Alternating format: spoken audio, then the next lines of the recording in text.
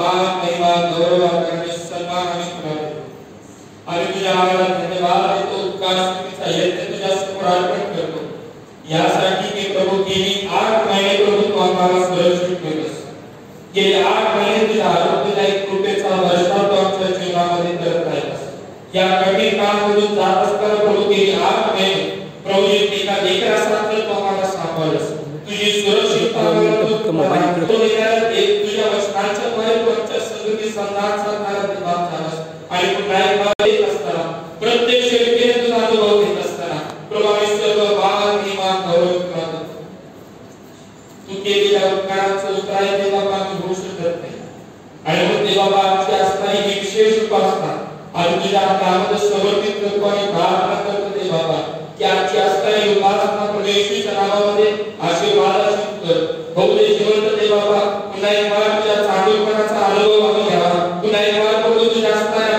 आरोग्यादायी कृपेचा अनुभव आम्ही घ्यावा पुन्हा एक बार प्रभू तू केलेल्या चमत्काराचा अनुभव देवा आम्ही घ्यावा यासाठी लागणारी सर्व प्रकारची कृपा दे तो आमचा मार्गदर्शक पुढारी हो आजची भक्ती तुझ्या नावामध्ये देत असताना आम्ही प्रार्थना करतो देवा सुरुवातीच्या असणाऱ्या शास्त्रपानापासून ते शेवटच्या यशस्वीपणापर्यंत होणारी प्रत्येक गोष्ट होणारा प्रत्येक विधी येशूच्या नावामध्ये आशीर्वाद असतो पुन्हा एक बार प्रभू तुझं सार्वभौमत्व प्रकट करणारा तो आमचा जिवंत देवा हो मला तो आपल्या वदस्थापाच्या आगमनात आज प्रभू तुझ्या असणाऱ्या वचनाची सेवा तुझी या ठिकाणावर करत असताना प्रभू योग्य प्रकारे तुझे शब्द या ठिकाणावर बोलले जावे यासाठी विशेष करून तुझ्या पवित्र आत्म्याच्या वरदानाने आणि तुझ्या पवित्र आत्म्याच्या सार्वभौमत्वामध्ये आम्हा प्रत्येकाचं जीवात्म्याचं संरक्षण कर आजची संपूर्ण भक्ती देवा तुझ्या नामामध्ये धन्यवादाचा प्रभू येशू ख्रिस्त त्याच्याद्वारे प्रार्थना केली म्हणून करे आमेन या वेळी आपण आईपाईने वाचणार आहोत ते माझ्या जीवा परमेश्वराचा धन्यवाद कर हे माझ्या सर्व अंतर्यामा त्याच्या पवित्र नावाचा धन्यवाद कर हे माझ्या जीवा परमेश्वराचा धन्यवाद कर त्याचे सर्व उपकार विसरू नकोस तो तुझ्या सर्व दुष्कर्मांची क्षमा करतो तो तुझे सर्व रोग बरे करतो तो तुझ्या विनाशक देखून उद्धारतो तो तुला दया व करुणा याचा संपण घालतो तो तुझे आयुष्य उत्तम पदार्थांनी तृप्त करतो म्हणून तुझे तारुण्य गरुडासारखे नवे होते परमेश्वर नीतीची व न्यायाची चिंता करतो त्याने आपले मार्ग मोशेला आणि आपली कृत्ये इस्रायलाच्या वंशजांना विदित केली परमेश्वर दयाळू व कृपाळू आहे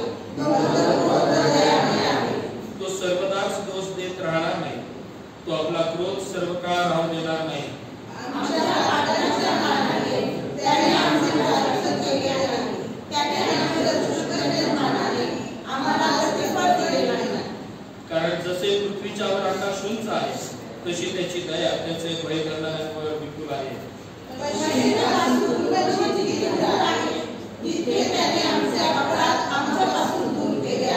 जसा बाप आपल्या मुलांवर ममता करतो तसा परमेश्वर आपले भय करणाऱ्यांवर ममता करतो कारण तो आमची प्रकृती जाणतो आम्ही केवळ मानवी आहोत हे तो आढळतो मानव प्राण्यांचे आयुष्य गवतासारखे आहे वनातील फुलाप्रमाणे तो फुलतो वाऱ्यावर गेला म्हणजे ते नाहीसे होते आणि त्याचा जन्माशी पुन्हा संबंध येत नाही परंतु परमेश्वराची दया त्याचे भय करणाऱ्यांवर युगायुग असते आणि त्याच्या न्यायीपणाचा अनुभव त्याच्या पुत्र पौत्रांना घडतो म्हणजे त्याचा करार ते पाळतात आणि त्याच्या विधीचे स्मरण ठेवून त्याप्रमाणे चालतात त्याला तो म्हणतो परमेश्वराने आपले राजसन स्वर्गात स्थापिले आहे त्याचे राज्य सर्वांवर आहे अहो परमेश्वराच्या दिवाणीला जे तुम्ही वरचढणार आहात आणि त्याच्या त्याप्रमाणे चालतात ते तुम्ही त्याचा धन्यवाद करा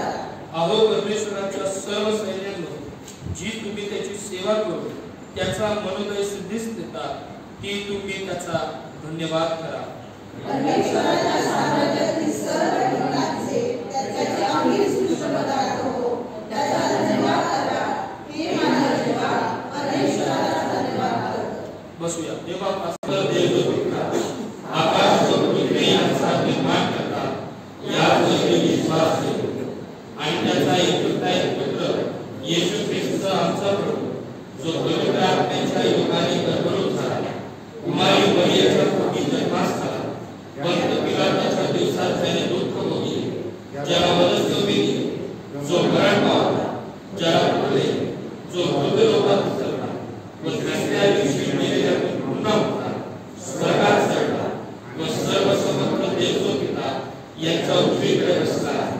तिथून जिवंतांचा व मेलेल्यांचा न्याय करायला जो येणार आहे, त्यावर मी विश्वास ठेवतो. पवित्र आत्मा, पवित्र सार्वत्रिक मंडळी, पवित्र जनांचा सहभागीपणा, पापाची क्षमा, देहाचे पुनरुत्थान व सार्वकालिक जीवन याविषयी मी विश्वास करतो. आमेन. बसूया.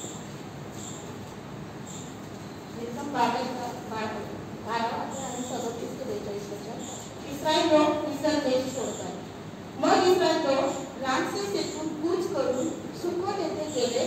जे पुरुष पायी गेले होते ते मुले बाळ खेरीज करून सुमारे 6 लाख होते. त्यांच्या बरोबर एक मोठा विश्व समुदाय पण गेला. तशीच शेर मेंढरे, गुरेढोरे वगैरे पुष्कळ जनावरे गेली. त्यांनी आपल्या बरोबर मिस्र देशातून मळलेली कणिक आणली होती. तिच्या बेखमी भाकरी भाजल्या. तिच्यात काही खमीर नव्हते. मिस्र देशातून त्यांना जबरीने बाहेर काढले होते, म्हणून त्यांना थांबायला अवकाश मिळाला नाही. त्यास खाण्यासाठी काही तयार करून घेता आले नाही. इस्रायल लोकांना मिस्र देशात राहून 430 वर्षे लोटली होती. 430 वर्षे संपली त्याच दिवशी परमेश्वराच्या सर्व सेना मिस्र देशातून निघाल्या. परमेश्वराने त्यांना मिस्र देशातून बाहेर आणले. ह्याकरिता परमेश्वराप्रित्यर्थ ही जागरणाची रात्र आहे. इस्रायल लोकांसाठी पिढ्यानपिढ्या परमेश्वराप्रित्यर्थ ही जागरणाची रात्र आहे, म्हणून अवश्य पाळावी. जय बाप्पा.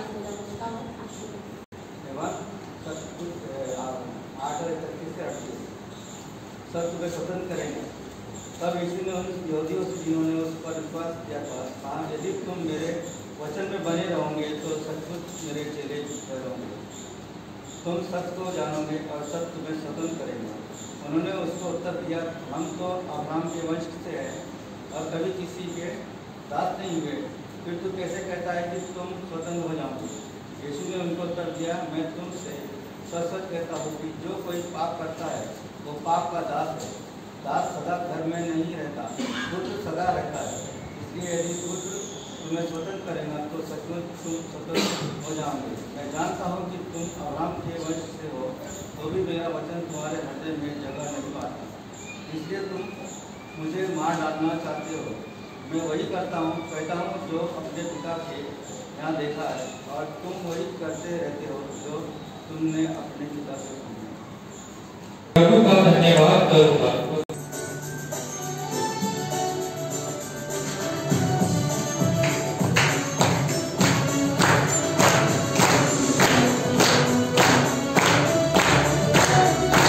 Hallelujah.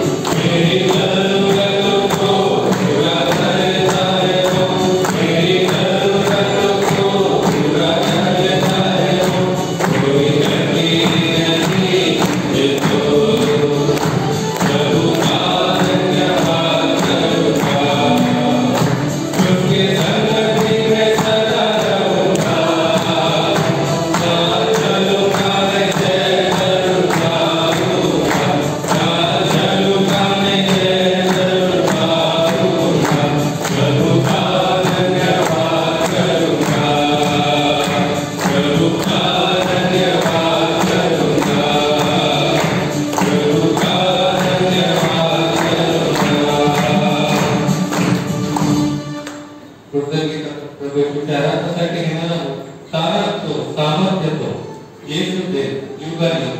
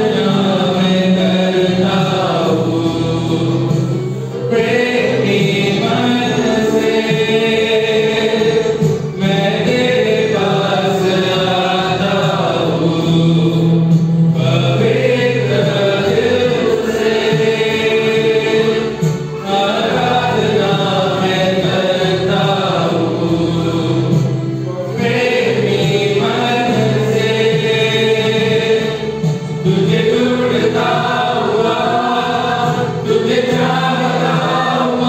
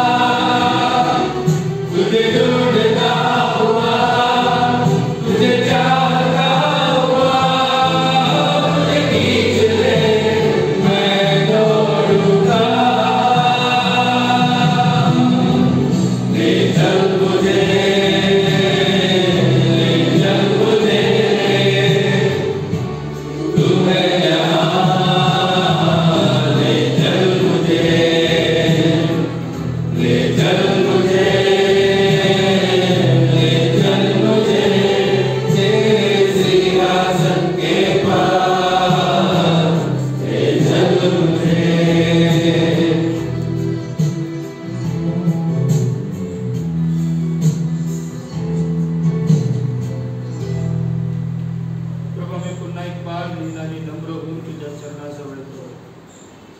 तुझ्या नावाला मान, महिमा, गौरव आता आणि सदा सर्व काळासाठी देतो, यासाठी की पुन्हा एक वार दे बाबा, तुझ्या वचनाच्या द्वारे आज तू आमच्या संगती बोलणार आहेस. प्रभू, या कोविड-19च्या असणाऱ्या या महामारीमध्ये सुद्धा प्रभू तू आम्हाला सांभाळस, तू आमचा सहाय्यकर्ता, मार्गदर्शक, पुढारी झालास. तुझ्या दयेमध्ये, तुझ्या कृपेमध्ये रोज आणि रोज तुझी कृपा, तुझा आरोग्यदायी कृपेचा वर्षाव तू आमच्या जीवनामध्ये करत राहिलास. आम्ही तुझ्या नावाला धन्यवाद देतो. पुन्हा एक बार प्रभू, आम्ही तुझ्या वचनाकडे लक्ष केंद्रित करत असताना प्रभू तू आमचा सहाय्यकर्ता, मार्गदर्शक, पुढारी हो. प्रभू, आम्ही आठवण करतो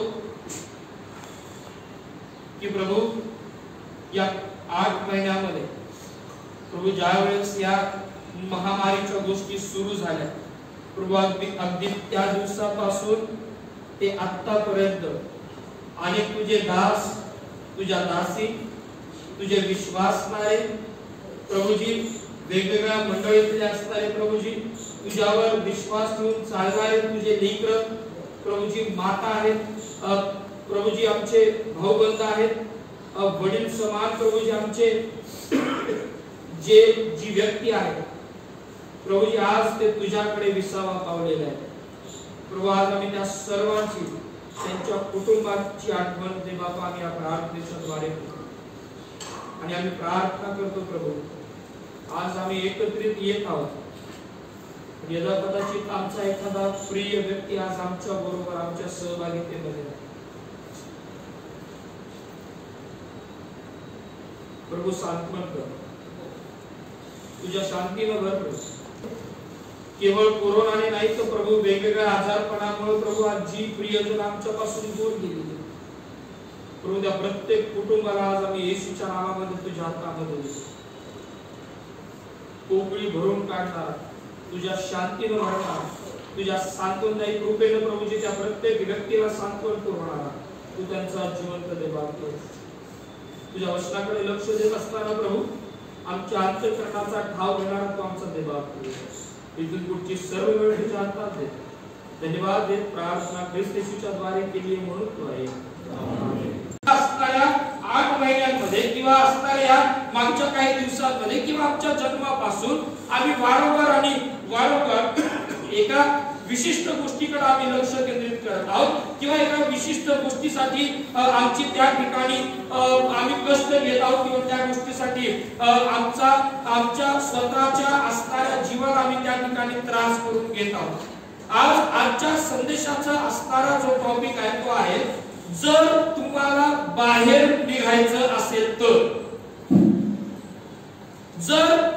जर आमची इच्छा आहे की आमची सुटका करून घ्यावी, जर आमची इच्छा आहे की आमची सोडवणूक व्हावी, ही जर आमची इच्छा असेल तर त्यासाठी देवाचं वचन आम्हाला काय सांगतं याकडे बघणं गरजेचं आहे. आणि म्हणून आम्ही अनेक वेळेस आमच्या सुटकेची किंवा आम्हाला कोणीतरी सोडवेल, आम्हाला कुठल्यातरी एका विशिष्ट पर्टिक्युलर गोष्टीपासून आमची मुक्तता होईल यासाठी आम्ही वारंवार प्रयत्नामध्ये असतो. कोणी विचार करते की मला या त्रासातून कधी सुटता येईल, कोणी विचार करते की मला या नैराश्यामधून कधी बाहेर पडता येईल, कोणी विचार करते की मला या ठराविक पद्धतीच्या बंधनामधून कधी बाहेर पडता येईल, कधी माझी सुटका होईल. कोणीतरी विचार करतं माझ्या अंतःकरणामध्ये जे भय आहे त्या भयापासून माझी सुटका कशी होईल. कोणीतरी विचार करतं मी व्यसनाधीन आहे, या व्यसनातून माझी सुटका झाली पाहिजे. आम्ही तो विचार करतो की माझी सुटका कधी होईल. एवढंच केवळ नाही, कोणीतरी विचार करतं की कुठल्या तरी त्रासापासून, कुठल्या तरी संकटापासून माझी सुटका होणं गरजेचं आहे. एवढंच काय, आमच्यावर असणारे जे कर्ज आहे, आमच्यावर असणाऱ्या वेगवेगळ्या प्रकारचा जो भार आहे त्याच्यासाठी सुद्धा आम्ही विचार करतो. आणि आम्ही विचार करत असताना आमचा विचार हा असतो की कोणीतरी या सर्व गोष्टीमधून आमची सुटका करावी,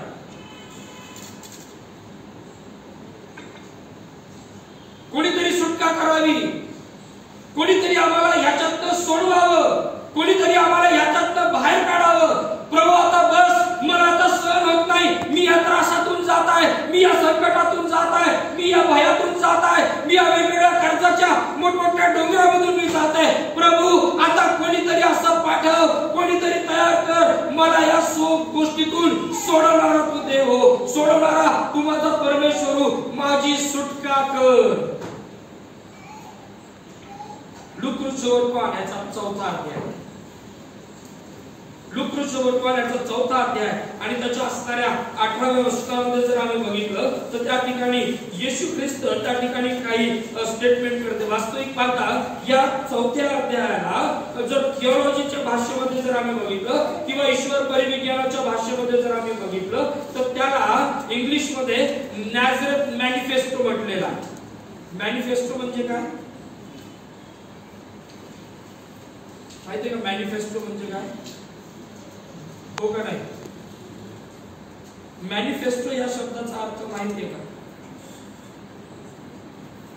मास्क पण तुम्ही बोलू शकता ना.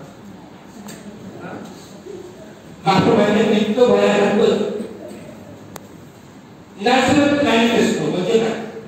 मॅनिफेस्टो याला काय म्हटलं येईल मला पण तो शब्द आठवत नाही, पण हा शब्द जो आहे हा अनेक वेळेस ज्यावेळेस पक्षाच्या निवडणुका होतात ना त्याच्या वेळेस ते त्यांचा प्रचाराचा किंवा त्यांच्या कार्याचा मॅनिफेस्टो तयार करतात. आणि त्याच्यामध्ये सांगितलेलं असतं की आमचा पक्ष तुमच्यासाठी काय काय काम करणार. लुक-वृक्षवरटू याचा चौथा जो अध्याय आहे हा चौथा अध्याय हा मेनली यशायाचा ग्रंथ याचा 61वा जो अध्याय आहे त्याच्यावर त्या ठिकाणी आधारित आहे. आणि या अध्यायाला लूक 4 मध्ये या अध्यायाला नॅझरेथ मॅनिफेस्टो म्हटलेलं आहे. कारण ज्यावेळेस येशू ख्रिस्त नाझरेथ होता त्यावेळेस त्यानं त्याचं मिशनल स्टेटमेंट जे आहे त्याच्या कार्याचं त्याच्या सेवा कार्याचं मुख्य स्टेटमेंट आम्हाला या नॅझरेथ मॅनिफेस्टो मध्ये केलेलं आम्हाला त्या ठिकाणी दिसून येतं. बघा लूक-वृक्षवरटू याचा चौथा अध्याय आणि त्याच्या 16व्या वचनापासून जर आपण वाचलं तर त्या ठिकाणी आम्हाला दिसून येतं की आता येशू ख्रिस्त नाझरेथमध्ये त्या ठिकाणी तो म्हणतो मग ज्या नाझरेथात तो लहानाचा मोठा झाला होता तेथे तो आला. ओके, त्या नाझरेथमध्ये तो आला आणि आपल्या परिपाठाप्रमाणे शपथ दिवशी सभास्थानात जाऊन वाचावयास उभा राहिला. तेव्हा यशाया संदेशाचा ग्रंथपट त्याला देण्यात आला. त्याने तो उलगडून जे स्थळ काढले त्यात असे लिहिले होते. नीट लक्षात घ्या 18व्या वचनापासून. परमेश्वराचा आत्मा माझ्यावर आला आहे कारण तिला सुवार्ता सांगण्यास त्याने मला अभिषेक केला आहे किंवा अभिषेक केला. त्याने मला पाठवलं आहे ते अशासाठी की आता त्याचं असणारं मिशनल स्टेटमेंट येशू ख्रिस्त या ठिकाणी देतो. मला कशासाठी पाठवलं गेलं, मी या जगामध्ये का आलो, मी या सेवेचा प्रारंभ का करत आहे, मी का देवविद्याच्या इच्छेप्रमाणे चालत आहे, माझ्या सेवेचा असणारा अजेंडा काय आहे, माझ्या सेवेचा असणारा मॅनिफेस्टो काय आहे, येशू ख्रिस्त या ठिकाणी सांगत आहे. आणि 18व्या वचनामध्ये बोलतो परमेश्वराचा आत्मा माझ्यावर आला आहे कारण तिला सुवार्ता सांगण्यास त्याने मला अभिषेक केलाय, त्याने मला पाठवलं आहे ते अशासाठी की पहिलं कारण काय म्हणलं धरून नेलेल्यांची सुटका. येशू ख्रिस्ताचं येणं जे बंधनामध्ये आहे ज्यांना धरून नेलेलं आहे त्यांची सुटका करावी. पहिलं डिक्लेरेशन त्याचं मिशनल स्टेटमेंट जे आहे त्याच्या सेवा कार्याचं असणारं जे घोषणा वाक्य आहे ते ह्या ठिकाणी तो सांगतो. धरून नेलेल्यांची सुटका व अंधळ्यास पुन्हा दृष्टीचा लाभ यांची घोषणा करावी. ठेचले जात आहे त्यास मोकळे करावे. विवाहित शब्द आहे काय आहे काय म्हटलेलं दुसऱ्या भाषांतरामध्ये सोडून पाठवावं. वास्तविक पाहता वाक्य रचना ही असावी ग्रॅमॅटिकली सोडून आणावं. बरोबर ना? हो का नाही? हो का नाही? सोडून आणावं ही वाक्य रचना असावी. आपण बोलताना काय म्हणतो सोडून आण, हो की नाही? सोडून आण आपण म्हणतो. तिथं काय म्हटलेलं आहे? काय म्हटलं? सोडून पाठवावं. बरं झालं मला आठवलं. किती जणांनी आपापले बायबल आणले बरं आज?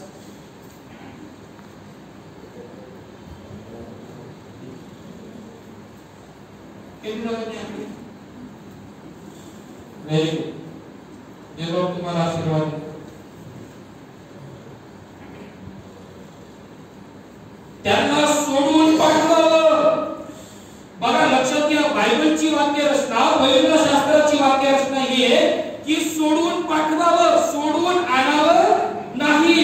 आणि म्हणून देवाचं वचन जे आहे ते आम्हाला ज्यावेळेस सोडवण्याच्या विषयी आम्हाला सांगतं किंवा आमच्या सुटकेविषयी सांगतं, आमची सुटका यासाठी आहे की आम्ही देवाच्या सेवेसाठी सज्ज व्हावं. आणि ज्यावेळेस देव आम्हाला सोडवतो त्यावेळेस तो आम्हाला पाठवतो. त्याचं सोडवणं यासाठी आहे की त्याने आम्हाला पाठवावं. लक्षात येतंय का? त्याने आम्हाला पाठवावं. येशू ख्रिस्ताचा नॅझरेथ मॅनिफेस्टो एवढंच केवळ नाही. पुढे जर बघितलं तर त्या ठिकाणी 19व्या वचनामध्ये म्हणतो, परमेश्वराच्या प्रसादाच्या वर्षाची घोषणा करावी. ख्रिस्ताचा असणारा सेवा कार्याची जी घोषणा आहे, त्याचा असणारा काय स्टेटमेंट ओके ना, त्याचा असणारा जे मिशन आहे, विजन जे आहे ते आम्हाला ह्या ठिकाणी दिसून येतं. प्रिय बंधूंनी बघितलं, येशू ख्रिस्त सोडवण्यासाठी या जगामध्ये आला. आणि म्हणून जर आम्ही मत्त्याच्या सुवर्तमानामध्ये गेलो, मत्तेतून सुवर्तमान याचा पहिला अध्याय आणि त्याचा मला वाटतं 21व्या वचनामध्ये काय म्हणतो बघ, मला भरपूर प्राधान्य वाचा. मत्ते 1:21. ती पुत्र प्रसवेल आणि तू त्याचे नाव येशू ठेव, कारण तोच आपल्या लोकांस त्यांच्या पापापासून तारील. तोच आपल्या प्रजेला त्यांच्या पापापासून तारील. सोडून एक शब्द आहे का तुला? तारील आहे का?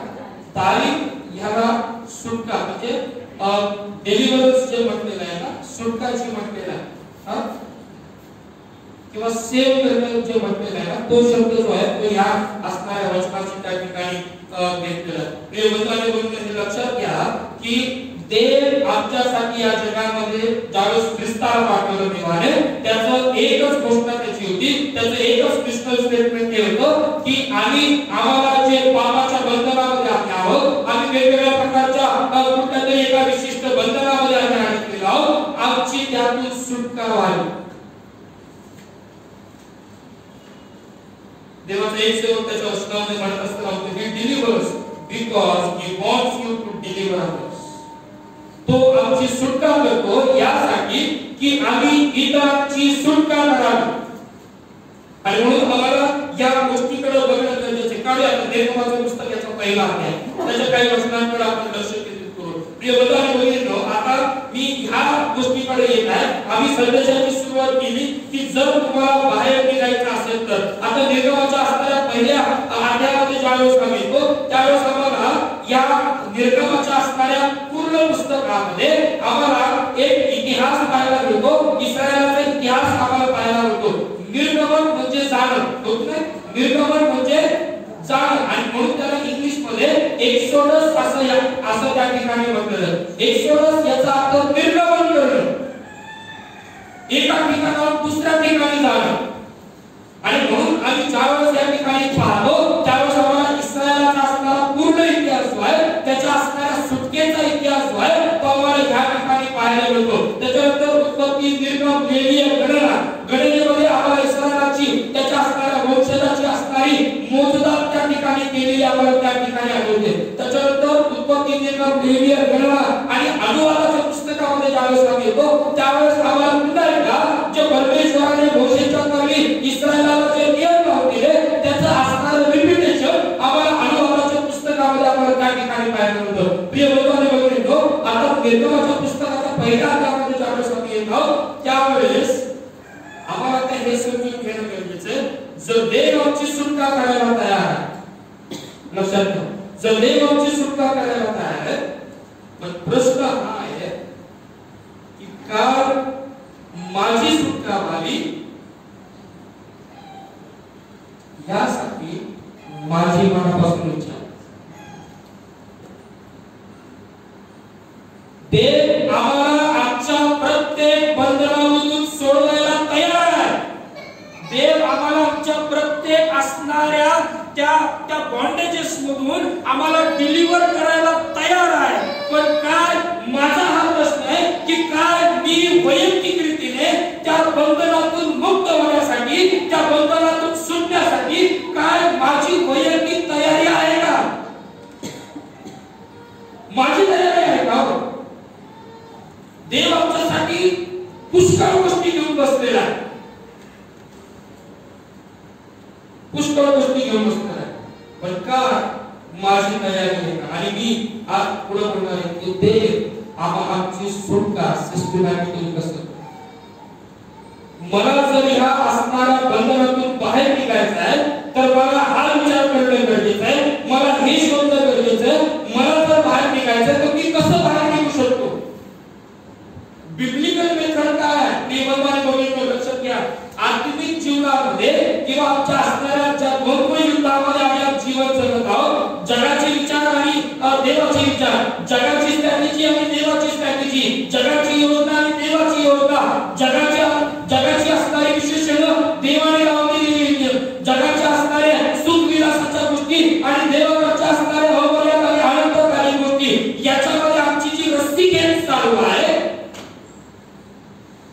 याच्यामध्ये जग जिंकतो का देव जिंकतो याच्याकडे मी बारकाईने लक्ष केंद्रित करणं गरजेचं आहे.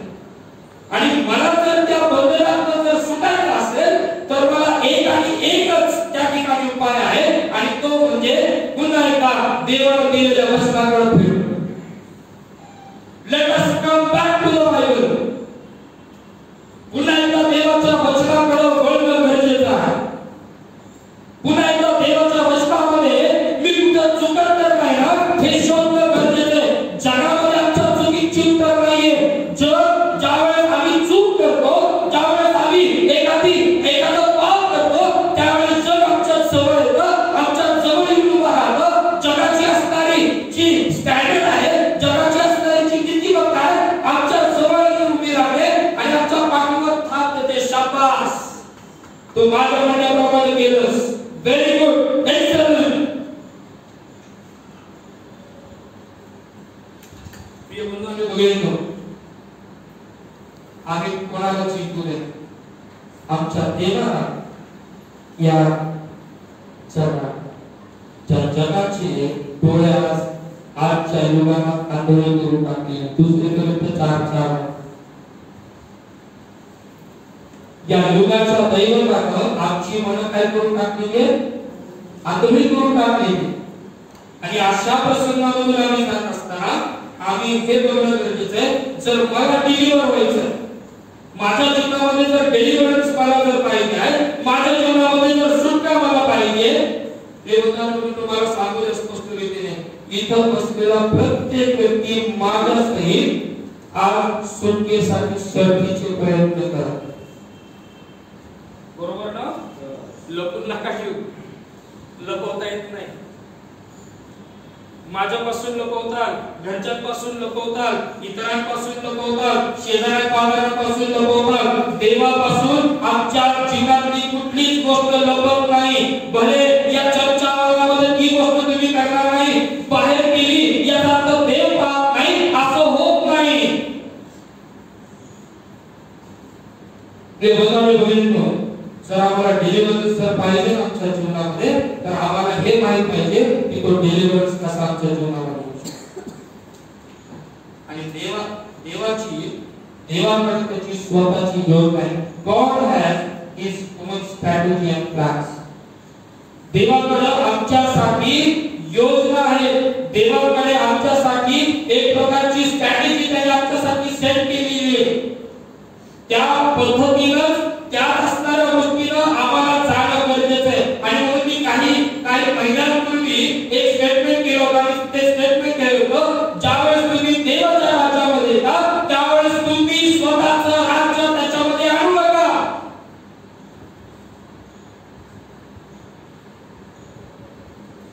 When we come into His sanctuary, don't bring your sanctuary. ज्यावेळेस आम्ही त्याच्या समक्षतेमध्ये येतो, ज्यावेळेस आम्ही त्याच्या राज्यामध्ये प्रवेश करतो, आम्ही आमचं राज्य तिकडे आणायचं. आम्ही जसे आहोत तसं देवाच्या समक्षतेमध्ये येऊन बसणे गरजेचं आहे. तुम्ही उपासना संगीतामधलं गाणं आहे, जसा मी आहे निराधार आलो तसाच देवदार. काय काय करावं लागतं आम्हाला? पवित्र शास्त्राच्या नुसार आम्हाला काय करावं लागतं? दोन गोष्टी आम्ही बघणार आहोत. एकाच संदेशामध्ये ह्या होणार नाही, दोन महत्त्वाचे मुद्दे आम्ही बघणार आहोत. पहिला मुद्दा की देव आम्हाला कसं डिलिव्हर करतो आणि ते करत असताना तो आमची सुटका कशापासून करतो, कशापासून करतो, तो कसा करतो आणि कशापासून करतो. सगळ्यात पहिली गोष्ट कळा, निर्गमनाचं पुस्तक 3 अध्याय. पहिल्या अध्यायामध्ये जर आम्ही बघितलं की आता योसेफ आणि त्याचे भाऊबंद यांचा मृत्यू झाला आणि ज्यावेळेस मिस्रामध्ये आम्ही पाहतो की त्या ठिकाणी आता या इस्रायलाची असणारी संख्या त्या असणाऱ्या रजकणांना एवढी झाली, त्या ठिकाणी आता हे वाळूच्या कणासारखे आता इस्रायलाचं वंश त्या ठिकाणी दिसू लागला. आणि देवाचं वचन निर्गमनाच्या पहिल्या अध्यायामध्ये आम्हाला असं सांगतं की असा एक राजा त्या ठिकाणी आला की ज्याला हा योसेफाच्या कार्याची माहिती नव्हती.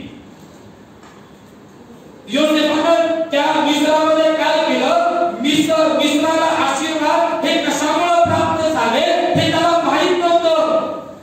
असा राजा त्या ठिकाणी आला. बघा निर्गमन 1:8 मध्ये जर बघितलं त्या ठिकाणी पुढे योसेफाची जास्त माहिती नव्हती. असा एक नवीन राजा मिस्र देशावर आला. तो आपल्या लोकसंख्येला पहा, या इस्रायलच्या वंशजाचे लोक आपल्यापेक्षा संख्येने बघा अधिक झाले आहेत, तर चला आपण त्यांच्याशी धूर्तपणाने वागूया.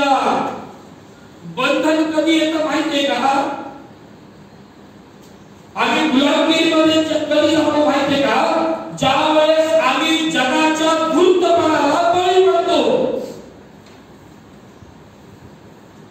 लक्षात येते का?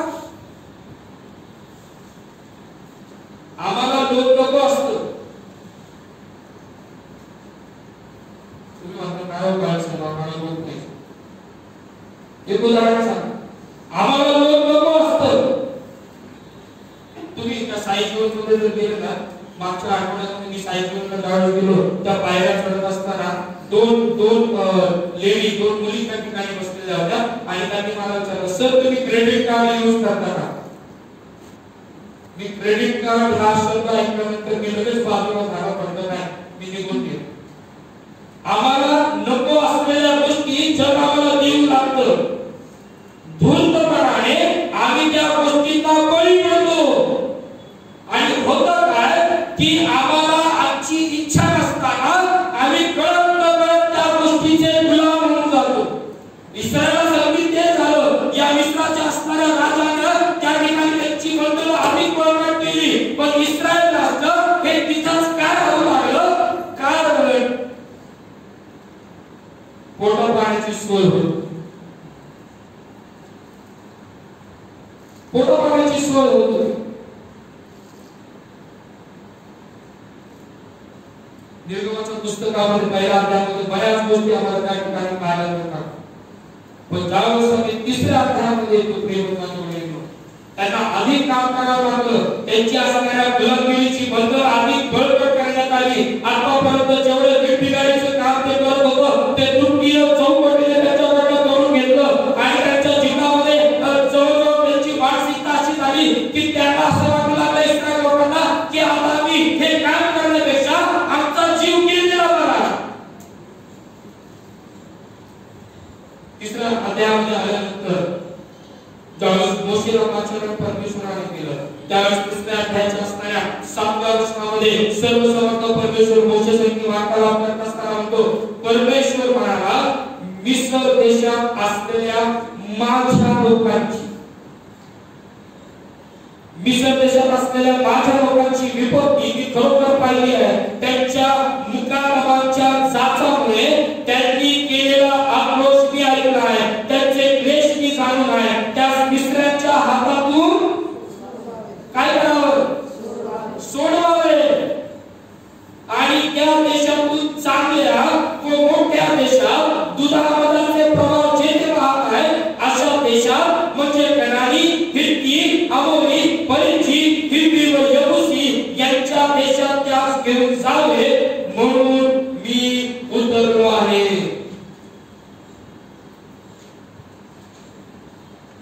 माझा एक प्रश्न आहे जो भयंकर सांगणार आहे त्याच्यावर इतर किती जण बसलेले आहेत की ज्यांना खरोखर आपल्या स्वतःच्या आत्मिक जीवनामध्ये सुटका मिळेल. हात नको वरतो मला म्हणाला देवा माहिती होती ना तुमचा अंतःकरण किती पिळवट ठेवा. तुम्ही आणि मी कुठल्या बंधनामध्ये आहोत हे देवाला माहिती. विचार करा काय मला खरंच ह्या गोष्टीपासून माझी सुटका होणं गरजेची आहे का?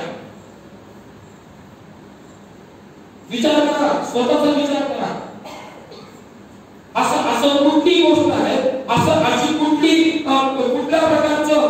कुठल्या प्रकारची सवय असेल, कुठल्या प्रकारची मानसिकता असेल, कुठल्या प्रकारचे असणार वेगवेगळ्या प्रकारचे व्यसन त्या ठिकाणी असेल की ज्याच्यामधून मला सुटण्याची गरज आहे. तिसऱ्या त्याचं 7वं वचन हे फार आणि फार आमच्यासाठी महत्वाचं आहे. कारण सर्वसमर्थ परमेश्वर हे वचन बोलत आहे, हे वाक्य बोलत आहे आणि तो म्हणतो मिसर देशात असलेल्या माझ्या लोकांची विपत्ती मी खरोखर पाहिली आहे. प्रिय बंधू आणि भगिनींनो, लक्षात घ्या, देव आज तुम्हाला आणि मला म्हणते तुम्ही माझे लोक आहात आणि तुमची विपत्ती मी पाहत आहे. तुम्ही कुठल्या वेगळ्या प्रकारच्या मानसिकतेमधून जातात, कुठल्या प्रकारच्या क्लेशामधून जातात, कुठल्या प्रकारच्या वेगवेगळ्या परिस्थितीमधून जातात, कुठल्या प्रकारच्या दुःखातून जातात, कुठल्या प्रकारच्या नैराश्यामधून जातात, कुठल्या प्रकारच्या असणाऱ्या विवंचनेमधून जातात हे देव पाहत आहे. गेली 8 महिने ते पाहते हो.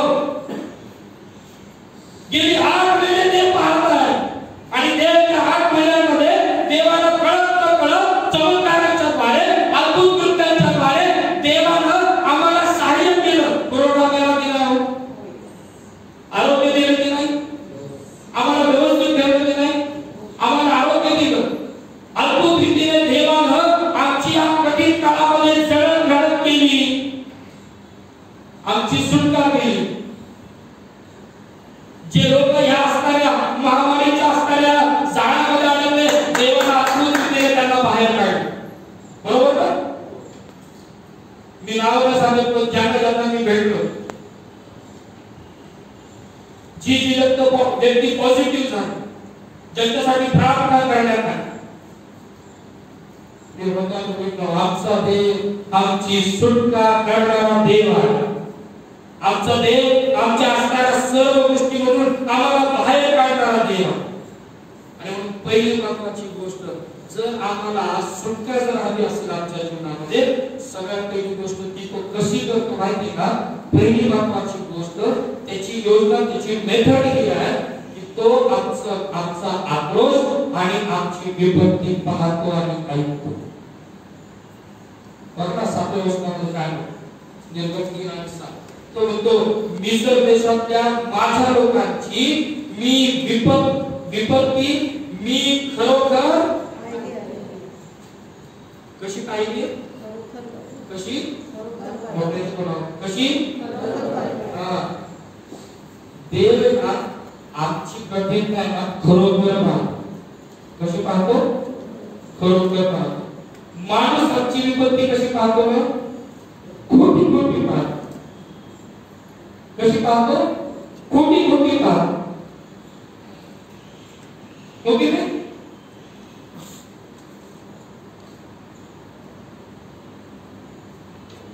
किती भयानक.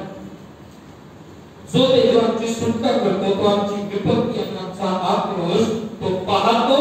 आणि तिथं वाक्य रचना आहे तशी बघा ना तुम्ही 7व्या वचनामध्ये, तो विपत्ती मी खरोखर पाहिली आहे.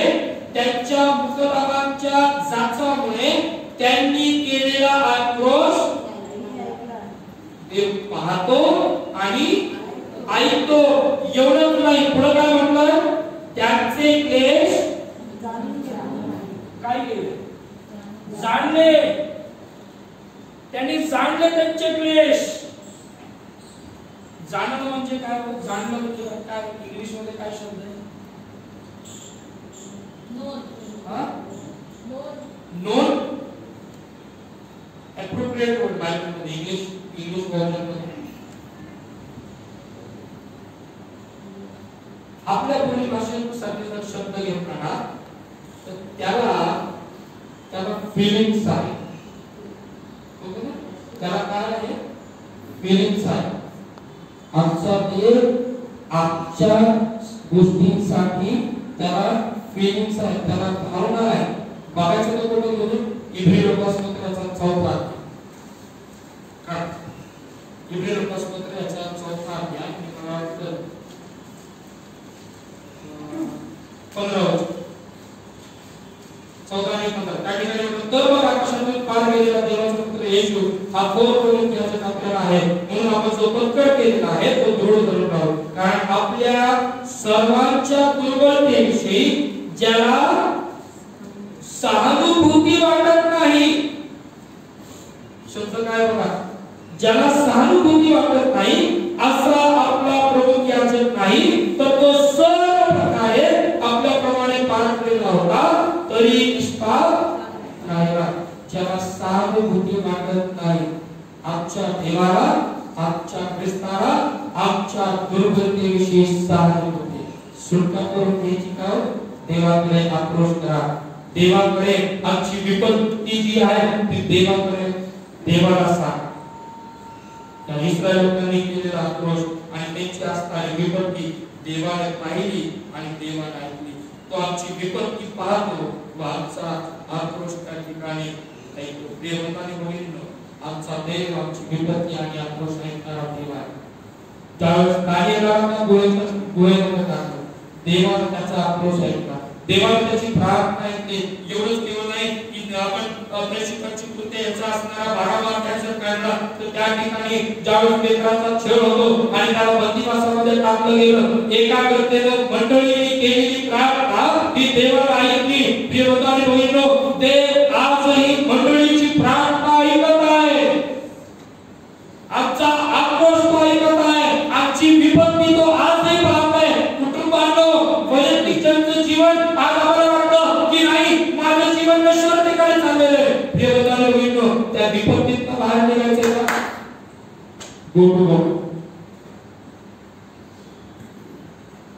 देवाशिवाय आम्हाला दुसरा मार्ग नाही. आणि म्हणून आमच्या विपत्तीला पाहणारा आणि आमचा आक्रोश ऐकणारा तो आमचा देव आहे. सुटका जर हवी आहे, डिलिव्हरन्स जर हवा आहे, आमच्या देवाकडे आक्रोश करणं गरजेचं. आमची विपत्ती देवाला सांगणं गरजेचं. स्तोत्र संहिता 34 आणि 17 वचन, स्तोत्र संहिता 107 आणि 6 वचन, स्तोत्र संहिता 50 अध्याय आणि त्याचं 15 वचन, स्तोत्र संहिता 34 आणि त्याची पहिली 5 वचन हे आम्हाला डिलिव्हरन्सच्या बाबतीमध्ये सांगतात. ही एकच गोष्ट बघा, जर आमच्या जीवनामध्ये सुटका हवी असेल तर आमचा आक्रोश आणि आमची विपत्ती देवाला सांगणं गरजेचं.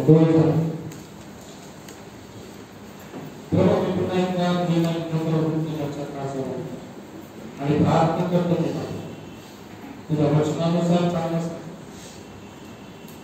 तर आमच्या जीवनामध्ये मला सुटका हवी तर त्या सुटकेची प्रामाणिक राहण्यासाठी, ती सुटका तुझ्यापासून असण्यासाठी तुझ्या वचनाकडे माझं मन वळवून, माझे विचार तुझ्या वचनाप्रती एकाग्र, माझी विपत्ती, माझा आक्रोश मी जगाला सांगण्याच्या ऐवजी मी तुला सांगण्यासाठी माझं मन तयार कर. यदा कदाचित मी आतापर्यंत तुझ्या समोर नतमस्तक झालो नाही, पण प्रभू मला जर याच्यात बाहेर काढायचं तर प्रभू तुझ्या चरणापाशी येण्याशिवाय मला दुसरा मार्ग नाही. आणि तूच आहेस की जो आमची सुटका करणार. प्रभूच्या नावामध्ये प्रार्थना केली म्हणून या प्रार्थना त्याच्यानंतर सुवर्ण देवाकडे आशीर्वाद घेऊन हालेलुया गीताच्या द्वारे आपण आजच्या भक्तीचा समारोप करणार आहोत. बाहेर जात असताना परत सॅनिटायझरचा स्प्रे प्रत्येकाच्या हातावर स्प्रे करा. कृपा करून हातात हात सलाम होणे आणि बाहेरचा जास्त वेळ बाहेर थांबू नका. गप्पा मारून असं म्हणत नाही, 8 महिन्यानंतर भेटतोय, गप्पा होणारच येतात. चहा घ्या, एक दिवस रात्री तुझे नाव पवित्र मानायचं, तुझे राज्य जसे स्वर्गात तसे पृथ्वीवर, तुझ्या इच्छेप्रमाणे आमची रोजची भाकर आज आम्हाला दे, आणि जसे आमच्यावर त्रास सोडले तसेच तू आमच्यावर माफ कर, आणि आम्हाला माफ करू नकोस, तर आम्हाला वाईटापासून सोड, कारण की राज्य, सामर्थ्य आणि बळ ही सर्व काळ तुझीच आहे. आमेन.